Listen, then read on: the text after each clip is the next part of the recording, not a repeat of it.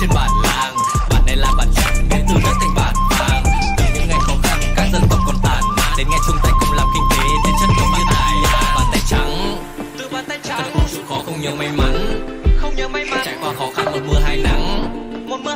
người biết khiêm tốn là người hay thắng. À lôi, người miền núi chất nói à lôi, hiền đến đứng trên như gà chọi.